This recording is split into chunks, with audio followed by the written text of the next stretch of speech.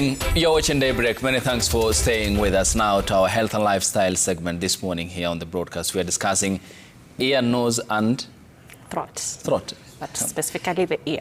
Yeah. And hearing loss. Okay. Mercy Karanja joins us here on the broadcast this morning. She is principal audiologist at the Nairobi ENT Clinic. Many thanks for your time. Thank you, Ayub. Much awaited topic. Yes. Yeah. And thank you for inviting us. And though we are talking about ear, nose and throat, today we are going to narrow it down only to the ear. Why? It's because yesterday was World Hearing Day. So we are going to talk more on hearing loss. And that's why I'm here, so that we can expound more on what the impact of hearing loss in our community. Yeah. Yes. Yeah. Okay, brilliant. That's a good way of starting Wild Hearing Day, which entails awareness campaigns. So what's the collaboration level with the parties that are involved to create more awareness about this day before we come to the now nitty-gritty details? Of course, when it comes to World Hearing Day, how to create the awareness is just to educate the community at large. And those people who are there out is usually the audiologists, the ENT, the doctors, and everybody in general. Why? When it comes to hearing, you can imagine how important it is as one of our senses, all right? So it calls for everybody to know about hearing and the impact of not hearing. So that's why this is very important for us just to come in general and talk about what impacts hearing and just to share that awareness. Yeah, brilliant. So let's now get down into then the symptoms and the common causes, ideally from your experience and what you have handled. What then do we look into? When we're looking into hearing, now what we need to know, of course, is hearing makes us to be able to communicate. And when we are not able to communicate, so many things are impacted in our quality of life. One of the things that can be impacted, of course, is just our speech development. So that's why we need to look into what usually causes hearing loss. And one of the things when we start, especially with age-related hearing, we can start when a child is born, okay? So some people can be born with what we call congenital hearing loss, okay? That for a specific reason you were born not hearing. But the most common ones are usually like age-related, where your hearing deteriorates over time. Like once you get, as you're getting older, your cells just degenerate over time. Another one is noise-induced hearing loss, which is one of the most commonest because our ears get exposed to a lot of noise, and those hair cells that usually protect or help us to hear usually get damaged. So noise-induced hearing loss is the most common one, and we usually say it's one that we can be able even to prevent. We have things like ear infections, especially in children. Yesterday, we were focusing more on just creating awareness, especially we were saying from their community to the classroom. Why? We want to for people to know what are the reasons children can get reduced hearing or can have hearing loss. And one of it is recurrent infections. So for children, recurrent infection, and also it affects also adults. There are other things like occupation. If people work in, in occupations where they have to use headsets all through, that comes especially for people who work in contact centers. We're going to talk about how they can protect themselves later. And those people who also work maybe in industrial places where they have to use machinery, there are those things. And also another thing is genetic, your genetic predisposition. Sometimes people come from a lineage where your ears deteriorate over time and you end up having a hearing loss. So those are most commonly, and trauma for those people, maybe if you are hit, you have an accident and you're hit in your ear, you're slapped, that can cause a hearing loss. So there are so many reasons, but the most common ones are those that I've mentioned, but there are so many. So sometimes we get to compound from the history, what happened, and then we can be able to work through that. Well, let's expound on this because you have outlined very important ones. So, and focusing on a very important segment of our population, children. So what are the percentages that we talk about in terms of those who have been affected? Now, the World Health Organization is talking about almost 90 million children in the world have hearing loss. So you can imagine the numbers are just, quite big. And they usually say that the hearing loss that the children actually get is preventable. Why? We've said the most common reason they get hearing loss is mostly from recurrent ear infection, okay? So there are things that we need to look out for, and that's the awareness we were creating yesterday, that especially for children, if the child is born, we need to do something we call a hearing screening to find out were they born without hearing, because there are risk factors that can make a child be born without hearing. One of it can be prematurity. Probably they were born before they reached their term of being born. So prematurity sometimes can make the organ of hearing not grow or not grow to the rate that it should be, and it can cause some hearing loss. And other things is probably when we usually say, depending on the history of the mother, what they had when they were giving birth, was there any issues at their pregnancy, at their delivery? Was there any issue that affected the baby? So most of the time for children, we say that they have to be done a hearing screening, especially before their discharge, after they're being born. Another thing is when children develop delayed speech. At 1 year, they should be saying 1 word. At 2 years, they should be saying 2 words. And then you notice that your child is not able to say that. You shouldn't wait and say that, oh, my child will talk after 3 years. Or probably they're like my grandfather, they didn't talk until they were 7. That shows already there's a speech delay, and you have to look out, is my child hearing? Why? Children usually talk when they hear. Not even children. Everybody learns how to speak by hearing, by first hearing, and then developing that speech so that they can be able to talk. So the moment a child has delayed speech, then you have to suspect that there might be. There could be problem. There could be a problem. So it's a suspicion that you have. So that's why we are doing a hearing screening. If, let's say, the child was speaking, and then let's say we get to 3 years and they're speaking, but at 4 years, they start now, you have to repeat yourself. So they start ignoring their name. Then also that you have to suspect, like, my child is speaking, but when I call them, maybe I have to repeat or raise my voice a bit for them to hear. Then you have also to suspect, is there something else going on with their ears? Why? Hearing loss or not hearing is not painful sometimes. So we usually say it's a very hidden disability, because sometimes it can be very subtle. And we actually only get to know that somebody is not hearing by observing, are they hearing? Okay, so for children, if you have to repeat, shout their name for them to be able to turn, then you have to suspect. And then, of course, you have to take the measures to take them to be seen by a physician to rule out if there's any infection or fluid buildup in the ear. Now, mostly what we were doing yesterday is just, we want to go from the community back to the classroom, and we want to teach even those people who are usually with the children a lot, especially the teachers and the caregivers, how to look out for these signs. And one of the signs I've said is, if the child is not responding to their name. If there's a delay in response. If there's a delayed in response, and you have to shout for the child to turn, okay? If they're not interacting as much as, they were interacting before, or if they're not participating in class, if you ask a question and there's this child who doesn't answer and looks lost, most of the time you can pick out, like, probably they didn't hear our explanation, okay? So those are the things that we want to advocate, so that when we're treating hearing loss, especially in children, we can treat it early so that we don't have any issues later in life. And as you focus on also the guardians and the teachers who are in close proximity to children, also a key stakeholder therein is the parent, is it?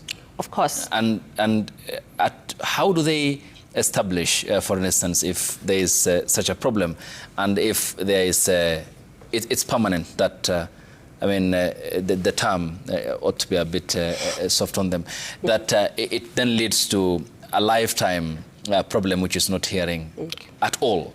So where's the point of differentiation? That's very good. What we need maybe just to reassure the parents is not all hearing loss is permanent, okay? So there are hearing loss that sometimes can be resolvable, and that's why we want to have early intervention. And one of the hearing loss that are usually reversible is hearing loss that is caused by ear infection, especially if a child has fluid buildup or with what we call otitis media. And that is something that maybe the parent themselves, they have to take the child to be seen by an ENT, and also to be done some tests to rule out whether that there's an infection in the middle ear. So the parent role, of course, is to be able to pick those symptoms at home, to be able to see, does my child speak at the age they're supposed to speak. Do they have speech delay? If I talk to them, are we able to make a conversation? Do I have to shout, or is the TV volume too loud? Because once they get to know that, and then they are able to go for an ENT or to be seen by an audiologist. Now, we usually do what we call diagnostic tests to find out, is this hearing loss they have, or when we want to just rule out that suspicion, is it something that can be managed by either, just a medical management where the child is going to be given some medication, or is it surgical intervention where they have to be seen by an ENT surgeon and be done an operation, or is it a permanent loss where maybe probably we have to talk about interventions such as hearing aids and other things like, other means of communication. So the first thing we usually do, of course, is to do some investigations. Okay, so the investigations that are usually done are hearing tests, and they're usually done by the audiologist. So we ascertain at what level is this child hearing. Okay, do they have any fluid in their ear? So we usually do a pressure check and find out how is the ear, how is the ear performing. We check which part of the ear is affected. Why? It usually depends which ear is affected for us to know whether it's a permanent loss. So just probably to take back the viewers just to some basic science that we all did maybe probably in our primary school, the ear usually have like 3 parts. The outer ear that we can see. The earlobe. Yes, this one that we can see, we call it the earlobe or the pinna, where we wear our earrings. So its work is just to receive sound. And then there's the middle ear, okay, where there's usually an eardrum. It's usually just an air-filled space. And then we have the inner ear that usually actually hears and takes sounds to the brain. So if there's a problem in hearing, the problem can be anywhere between the outer ear, going to the middle ear, going to the inner ear, all right? So if it's in the outer ear, then that mostly the problems of the outer ear is usually wax impaction, okay? Or maybe a foreign body, a child has put something inside, okay? Or if it's not a child, probably even an older person, because we like using our ear tips and earbuds to clean, probably you have pushed the wax inside and you have left even a part of the cotton bud inside. That can cause an obstruction or some impacted wax, and then you might have a certain degree of hearing loss, okay? So that one is very simple. You go be seen by your physician, your ENT, and they remove it, okay? And then the problem is solved. But then you can have a problem in the middle ear, where probably it's there because of an infection. Okay, fluid buildup. And that probably you'll need further management, especially it will come to medical management or surgical intervention that is explained better by ENTs because they deal more with the infection and surgical intervention. But then there's the inner ear problem where that organ of hearing can get affected. Now, if it gets affected, then it means that that hearing loss is permanent. Okay, so that part of the inner ear, it usually has some hair cells and the nerves. And once a problem gets to those nerves, then they get damaged and they're not able to be generated again. And that's why we usually say now the problem is permanent. Now, if it's permanent, of course, then we want to see what is the degree, because sometimes it can be permanent completely that you're not able to hear, and we say that you have profound loss. That is maybe like our deaf community, that you are not able to hear even if sound is very loud. And to get to determine at what level, because we usually check at what, what level are you hearing? How soft are you able to hear sound? Because the softer you are able to hear sound, the better you are hearing. And we usually do an audiometry test and see at what level are you hearing. Are you hearing at 20? Are you hearing at 30? Are you hearing at 50? Are you hearing at 100? Because as long as you're hearing very soft, then you're hearing okay. And what we usually determine as soft is if you're able to hear at least less than a whisper. And a whisper is usually at least around 35 decibel if we were to talk about the loudness in terms of decibels. And tell us more about then, before we come to the other extreme end of the old age related hearing problems. The speech is informed by what the brain processes after hearing, right? Very correct. The way the eye sees, and through the optic nerve once that message is given to the brain for interpretation. What's the correlation between the lack of speech, the problem in speaking for a person who's deaf, and given what you have said, the level of percentages in terms of hearing? How then does someone, ideally, could you categorize or classify such a person? Because there are some who would hear a bit, They aim to communicate. You could tell what they're saying, but there's no consistency in their speech, or it's not clear as to what they are speaking unless you are used to them or you are in close proximity to them. Very good. So what we usually say, Ayub, is that it's not actually even the ear that actually hears. The ear is just a transmitter of sound, but the part of the body that hears and actually interprets that sound is the brain. Yeah. So the brain is actually one of the biggest organs that is responsible to actually us developing these skills, whether it's speech or what. But when it comes to hearing loss, what we hear is what the brain usually picks, and then we are able to speak. So if we are not able to hear at the right level and hear clearly, then the brain is not able to process what we have heard, and so the speech becomes very difficult. Now, when it comes probably to when you're asking the levels, we usually say if you are not able to hear completely, even when sound is loud, then you won't develop speech at all. Yeah. But there are some people who are going to hear to a certain degree. Probably you shout and they're able to hear. Now, those people probably can be able to develop speech, but it won't be clear. Okay, because they won't hear clear. They will only hear very loud sound. So meaning that they might not be able to hear soft sounds. So words are usually made from different, levels of loudness. It's like when I say I can say it very loud, but when I say the word like s, it can become very soft, and I might not be able even to say it even any louder. So you'll find that some people are going to struggle to hear some words depending on the degree of loss, making their speech understanding very different. And if your speech understanding is very different, then even how you speak becomes very different. So especially in children, you'll find if they're not able to articulate words clearly, if they are not able to say umbrella and they say then it means there's something they have missed out from what they had, okay? And also that comes even in older age when your ears start deteriorating slowly. You start hearing... And that's natural, isn't it? That is natural. If you don't hear as good as you should be hearing, then even your understanding is less. So what usually happens for people who have a certain degree of loss, starting from us, even, let's say, children going even to adults, if you're not hearing how you're supposed to hear, then what usually happens, your speech understanding is very different. What you have missed out is not going to be interpreted by your brain. So your understanding and how you speak becomes very different. Of course, I've come across patients who say, no, me, I don't have a problem. But then when you do a hearing test, you find out this person has probably they can hear some frequencies and they can't hear some, and others they can't hear. And now the question is, yes, you can hear, but how well can you hear? Okay. That somebody has to be loud. Okay. Because hearing has to be clarity of hearing and softness of hearing. Yeah. Yes. So in then some circumstances, as you have prescribed here, hearing aids are recommended.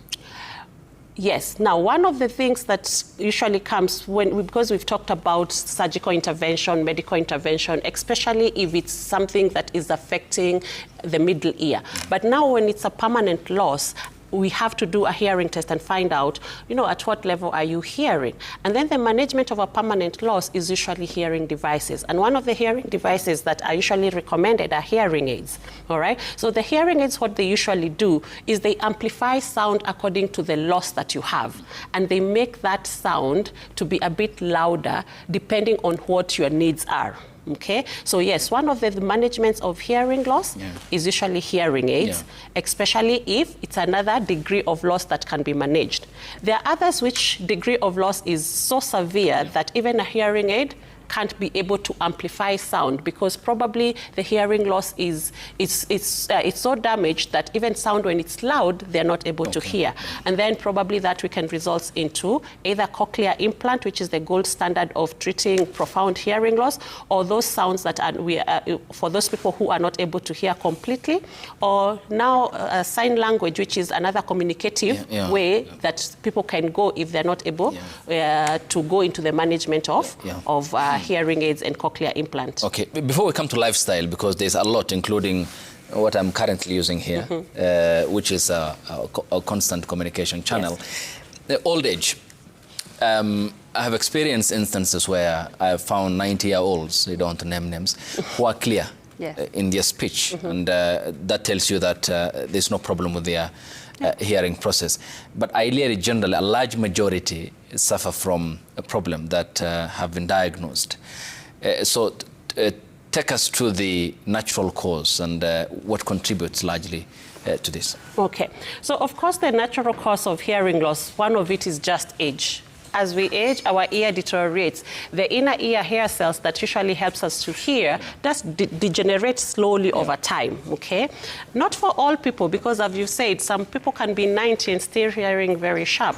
So that is just specific for some people, but it's age-related hearing loss. So that is a very natural thing, and the age-related hearing loss usually affect both ears, okay? So over time, you gradually are not able to hear as good as you were hearing before, all right? This happens to every cell of the body. Your eyes will not be able to see as good. So it's the whole body just taking a process of just going down.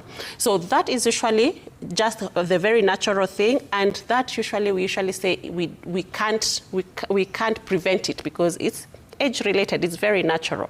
But there are other reasons for hearing loss that we can actually prevent, because the majority of hearing loss is preventable. One of it is noise-induced. Okay, like you've mentioned, most people will wear the hearing gadgets to help us either hear better or communicate or connect with our phones. Then it depends on our usage. We're not saying we don't completely use them, but we usually say if you constantly wear headphones, earphones, then you have to limit the volume that you are using, okay? There's usually a rule when it comes to that, and usually say you have to put either 60% volume over 60 minutes, and then you have to rest your ears.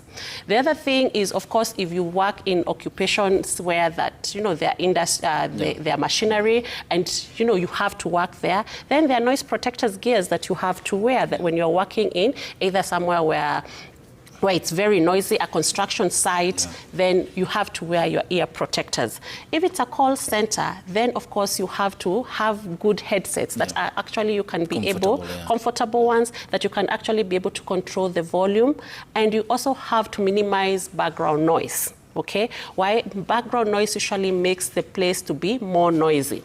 What we usually say, for you to be able to determine whether a place is noisy or whether you are, the place is not conducive for your hearing, it means if you have to shout to be heard, then that place is noisy, okay? Let's say you go to either maybe a function and to talk to the other person, you have to shout for them to hear what you're saying. Then it's already uncomfortably or dangerously loud, and it can affect your hearing. So that's what most people usually say. How will I know that when I go to a concert that it's, that noise is loud? If you have to shout for somebody to hear, it's loud.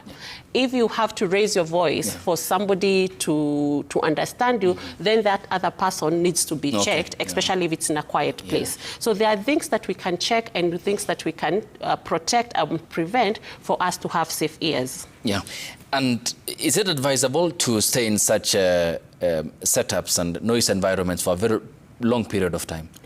Now, in entertainment joints, for instance. So entertainment joint, of course, we usually say that noise has to be limited. Why? One of the things that you're going to have is once your ears are induced to a lot of noise, then you might actually have either an instant hearing loss, especially if you stay near a speaker and then the sound just booms a lot, you might end up leaving the concert with a hearing loss.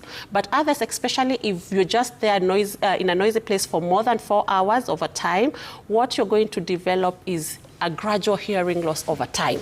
Okay, and especially if that is your occupation, that probably you're a DJ, probably you are an event organizer, and you're always somewhere where there's so many loud noises. Or you are in the church, most of the people you'll find that even the church is very noisy because of the instruments that are quite loud. So you'll find that if that is your profession and you stay there for more than 4 hours without loud noise, the probability that you'll have gradual hearing loss over time is very high. And how do you actually know the the symptoms am I going to have gradual hearing loss? One of the things that you're going to experience is something we call tinnitus. Tinnitus or tinnitus is a noise that is generated in your brain, and then you hear it in your ear or in your head. And it's going to be just a ringing that you hear in your ear, especially once you come out from the noisy place or even at night. Then you'll be like, oh yes, probably I'm exposing my ears to a lot of noise. Why? Because the ear sometimes will complain. For people who maybe wear earphones a lot or headsets, what they're going to have is earache, you know, where you feel just your ear is aching and painful. And when we look inside, we don't find anything. So before even should that be minimized? It should be minimized. Because there's some people throw out on earphones. Of course, that's the moment now you know that I'm causing damage to my ear, because you shouldn't be more than 1 hour with your earphones. 1 hour is too long, especially if the volume is loud. Okay, so usually say you have to rest your ear. So if you're using your earphones, use them to a minimal, and of course reduce the volume, and then you have to rest your ears. Because we're not saying completely don't use them, but then you have to have what we call safe usage of those gadgets. So it's very important for you to know what are the safety measures. And when you buy your gadgets, they are usually written there, but people don't read the terms and conditions and what to do, the instructions. Because they will tell you that you're supposed to use it at what volume, and they're going to tell you when you get to the dangerous level. And of course yourself, you have to assess yourself and find out, am I having ringing in the ears? Do I feel muffled in the ear? Do I have an earache? And then you'll know that probably I'm over-exerting my ear and I need to rest my ear. Okay, so let's come to this because we have pointed out children and age-related problems and the diagnosis for that. How frequent should one clean, or should I clean my ears? And what does wax buildup in my ear mean? Okay. So the conception people have is that they should clean their ears, which is not correct. Your ears should never be cleaned, especially by yourself or by using the ear tips that we use. In fact, they're not supposed to be called ear tips. They're called cotton buds, okay? Because they're not meant for the ear. Because what they usually do is push the wax that is already built up further in. Now, what you need to know is that wax is a natural thing in the ear. It's usually a lubricant in the ear, and it helps the ear to maintain its moisture. But sometimes it accumulates and becomes a lot, okay? And it hardens. And it hardens, okay? And when it does that, then you need to be seen by your physician, your ENT, and they need to clean it out, okay? So you yourself at home, you should not clean inside your ear canal. The only thing you need to do is take a face towel and wipe around your earlobe. That's the only thing. Anything else entering your ear, you shouldn't do that, okay? So it's a misconception that people should clean their ears or wax. They shouldn't do it at home, and they should always do it in a professional way at a clinic. So let's come down to lifestyle, because you have briefly also mentioned that communication centers work like this one here, because we constantly use this earpiece for communication. And people who largely use earpods or, earphones. In terms of the cases that you record, how much is this contributing to the problems that you record as an audiologist? Now, I should say it's a bigger picture, especially to the working adults. Why? Because the technology has come that we have to use these gadgets for you to communicate probably, or to have a meeting in a way that you're going to hear much better, or you to enjoy watching something on your phone, you have to use your gadgets, okay? So you might imagine the problem is it's increasing over time as technology is becoming better and better. And what we usually advocate for, and mostly especially for people who are in the communication center, is just safe listening. Do your safe listening. Rest your ears. Don't stay with your hearing gadget throughout the day. You have to make sure you have a 5-minute break where your ears is just resting away from vibration of a gadget. And then look out for warning signs that something is going on with your ears, such as tinnitus, what we've talked about, the ringing in your ear. Look out for ear pain, okay? Why? The number keep on increasing. I call them my future clients when I especially see people who put the headphones and then they are outside, maybe somewhere where it's very noisy. Because what usually happens, it usually just indicates that this hearing loss that they might develop will be gradual over time. So the problem won't affect you now, will affect you maybe 10 to 20 years to come, because it is infringed on you slowly as time is going on. You use it today, tomorrow, like that, and it becomes quite a gradual weakening of your hair cells that are supposed to be for hearing, okay? So we usually say, be very proactive about your hearing health. Make sure you look out for the signs. Protect your hearing, because most of the hearing loss are preventable, especially when it comes to this occupational. If you are able to follow those rules, safe listening, getting to know the volume that you're listening to, reducing the background noise, looking out for signs of hearing loss, then that can be managed very well.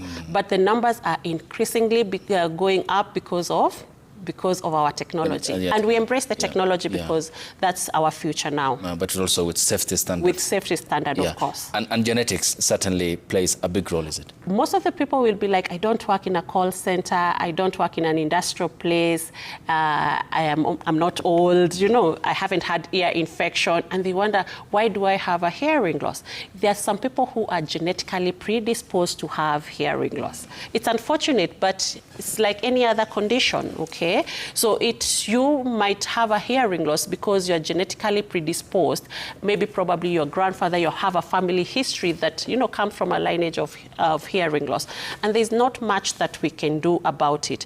Mostly when it comes to genetic hearing loss, it's more of a permanent loss. And we usually now go into management of knowing what hearing devices are they going to use, whether hearing aids or so. But yes, it's something that needs to be looked out for. And how do you get to know that, these signs? One of the things probably, even here, if you want to get to know whether somebody has a hearing loss, if you have to repeat maybe twice for them to hear. And he or she is an adult. Yes, even when he's a child. If you have to repeat, let's say you're talking to me, and then I tell you, pardon, and then maybe twice or thrice, then you need to ask, is Mercy hearing? Because why am I straining understanding, okay? So that's one of the things that you need to look out. If you have to ask somebody pardon again, if it's myself, if I have to ask pardon, or sometimes if I have to look at somebody and I feel like I have missed out, then I'll be like, because hearing loss is very subtle. It's not painful at all. So you wouldn't know when to go to see an audiologist or even an ENT if you yourself don't look out for those signs, okay? And those signs are those ones. If you have to add the volume of the TV for you to hear, then definitely somebody will be like, that volume is too high.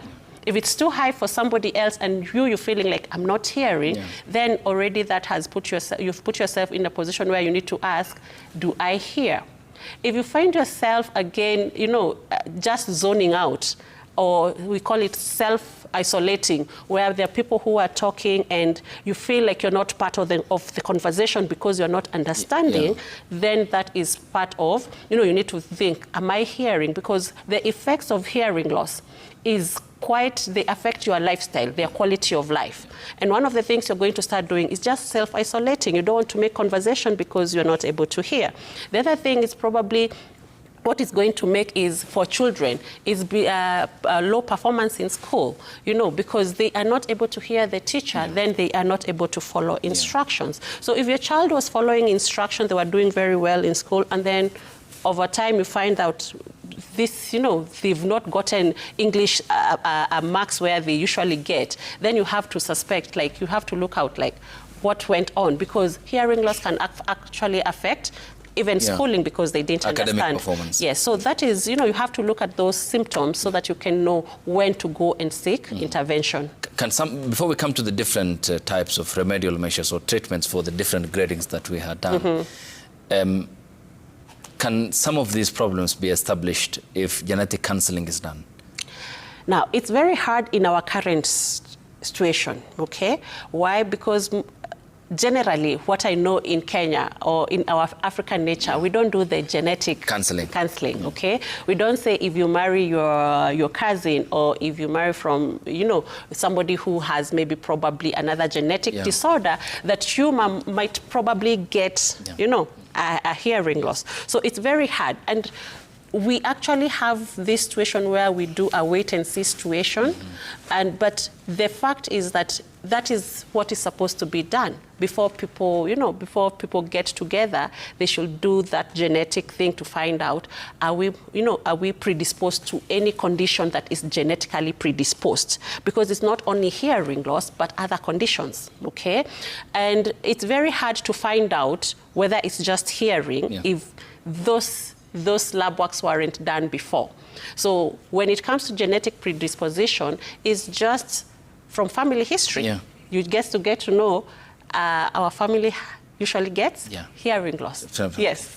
So let's talk about the different types of treatments now, given the gradings that you have talked about.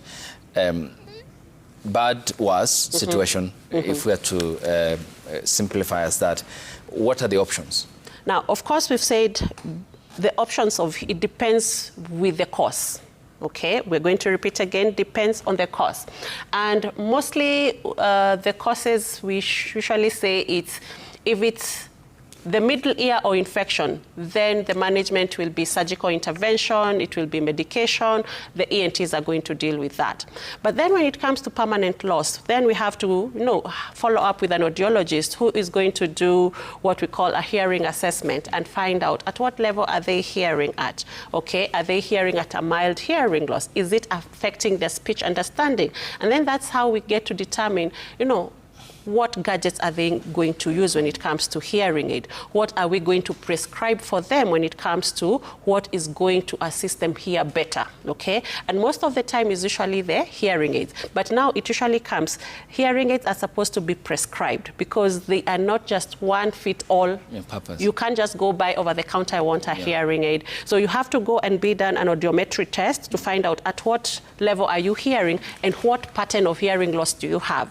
And then you're going to sit down with your audiologist and get to know what technology is there, what styles of hearing aids are there, what manufacturers are there, and then what is best suited for your hearing loss and for your quality of life. So it's usually a big consultation that you have to go through to understand what will best suit the situation that you're going through right now, depending on the gadget. So I usually tell people to think about the intervention of hearing loss when they're thinking about hearing aids, like the way they think about any other gadget. Every person has maybe a different phone depending on the model, or depending on what do this phone does, what does it do to me? What do I want it to be doing according to my lifestyle? Do I want Bluetooth connectivity?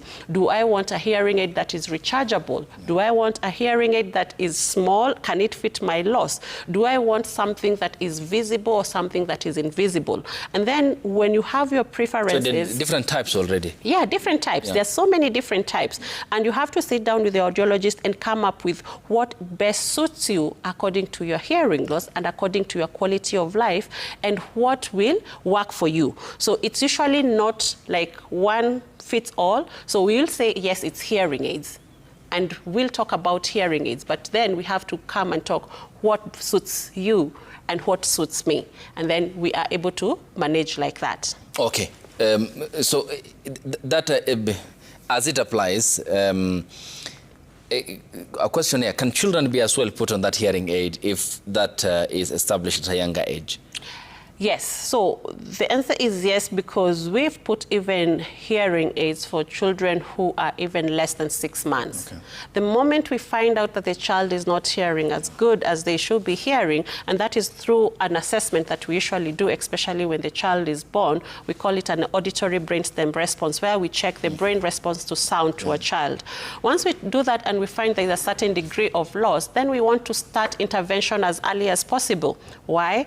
We want to make sure that we are able to achieve speech by the time the child should achieve speech, and we don't want to have any delayed intervention. So yes, a hearing aid can be put for a child even less than 6 months. We usually, for me, I think I've started from around 2 months, but what is usually recommended is you should not delay management of hearing loss from 6 months. 6 months, you have to have some intervention. And then as you go through and you see how well are they coping with the hearing aid, you can be able to see whether they are getting any benefit from it, so that you know what other intervention in future that you're going to get. But the answer is yes, that intervention should start early, because then the outcome is much better with early intervention. Yes. Okay, that pointed out, as we proceed, there are people who are so sensitive. If a cat walks in and they're asleep, the likelihood of them waking up is very high. Is that a measure of how healthy the hearing system is, and ideally how would one know whether their ear is healthy or not? I don't think that's a measure of how well somebody is hearing, because there's usually that perception, because that is a feeling that there's a cat walking or somebody inside. But yes, there are some people who have very supra thresholds of hearing. They hear very well, like Superman. That is okay, because it means they are able to hear very, very soft sounds. Okay, we've said that when it comes to hearing health, it usually depends how soft are you able to hear. So if you're able to hear very soft, the better you're hearing. If you're able to hear a cat walking, if you're able to hear your next day neighbor, then that's good for you, because not everybody is going to develop a hearing loss. So they're determining that you have an issue, okay, or the sensitivity is in case you feel pain. In case you feel sensitivity to loud noise, then you might need to think there's something wrong. Why? This is usually a more controversial thing. If you have hearing loss, you're more sensitive to loud noise. You're more sensitive to even noise itself. All right, why? The moment you're not hearing as good as you should be hearing, your noise threshold levels usually just reduces. And then any sound that is loud becomes uncomfortable. So if a child probably, let's say, let me give you an example with a child. If a child probably is feeling like when you blend something in the house and they're closing their ears, they're screaming, then you need to be concerned. Why are they doing that? Why? Probably their noise threshold has been reduced, and it can be reduced if there's a certain degree of loss.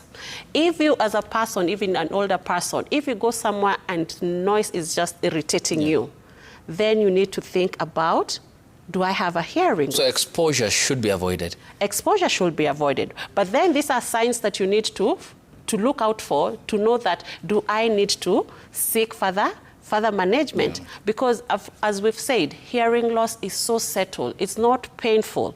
It comes with signs that if you're not able to pick those signs, you're going to live, just not knowing what is going on with you. If you're not going to be able, if you feel sensitive in your ears and you'll be like, I'm usually sensitive.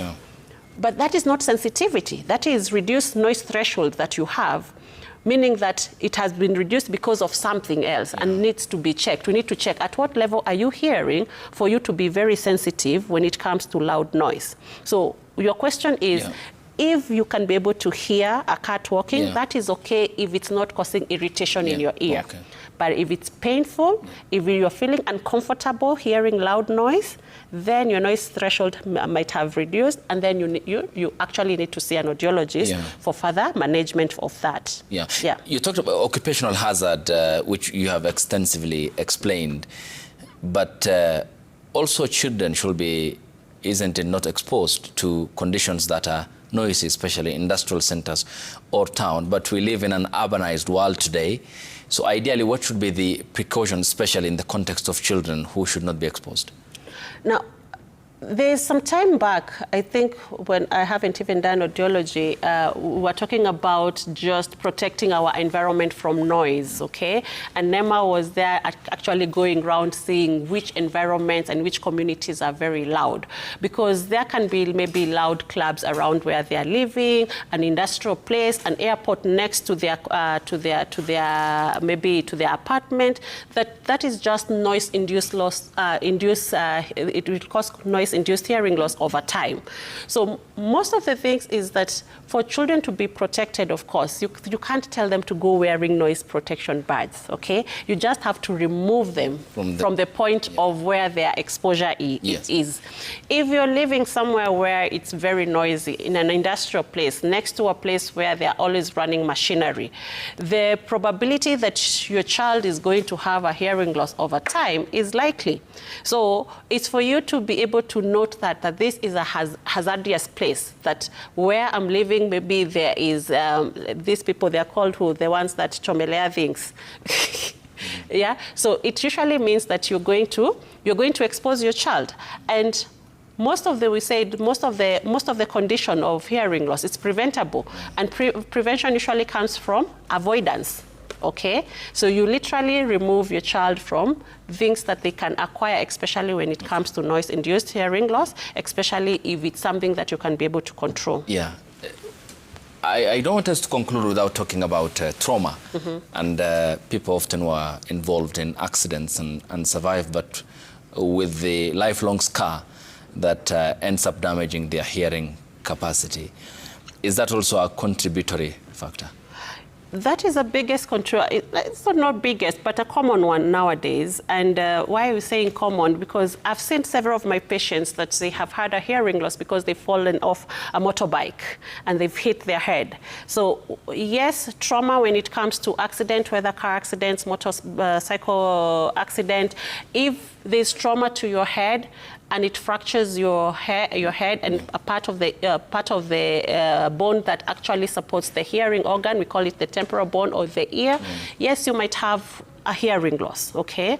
And also, again, another common trauma that we usually get is, you know, if you involve yourself into a fight or maybe you're slapped, especially with domestic violence. We've seen that a lot, that somebody will have a perforation or probably they have been infliged trauma on the ear, and then it's going to cause an issue. So that nowadays, it's becoming common because, of course, as I've said, like, you know, motorcycles have become quite many, and it's one of the means of transport that's very convenient. So once that happens, then yes, you might have a hearing loss that is caused by trauma. So the moment you suspect or you have a head injury, or probably you are slapped or you have hit your head, you have fallen down, please visit your audiologist, get a hearing assessment done, get to know whether everything is okay. Is your eardrum intact? At what level are you hearing at? So that, you know, intervention can be done early. Yeah. And how frequent should I go for ear check? Now, ear checkup should be like any other checkup. It should be annually. Everybody should have an annual hearing checkup, because we have said hearing loss is gradual. It's not going to come with, you know, we say it's an invisible thing. It's very invisible. So having an annual checkup, then that is usually the best for everybody. And of course, then if you work in places where that occupation is exposing you to hazardous places, then it needs even to be every time you suspect that something has gone wrong. But annual assessments are usually recommended. Yeah, and is that a call that is heeded? If you look at the checkups or the regular visits to the clinics, is it a message that is well taken? Now, yes, most corporates usually do that. We've seen many corporates sending their staff for the hearing assessment because they just want to know the baseline of hearing, and so that they can be able to teach them and cooperate when it comes to safe listening. Of course, now it calls for the community itself at large, for if you're not working in the corporate, for you to look out for yourself. You know, think about yourself when you go to, you know, to noisy places. Look at your child. If they are having those issues, you have to shout for them to hear. They're not responding to sound. You know, they have speech delay. So most of the time, it has to come from the community and people at large to educate themselves to actually know when to go for a hearing assessment. But when it comes to occupation, yes, most corporates are really cooperating, and they're sending their staff for those hearing assessments. Okay. Mercy, many thanks for your time. I appreciate it, and the answers you have provided to the questions and the public messaging. Many thanks for your input here on the broadcast. You're welcome. Asante sana. And thanks to you too for waking up with us here on Daybreak. That was health and lifestyle. Earlier, we had discussed matters regarding geopolitics. Till tonight at 9 p.m. Good morning.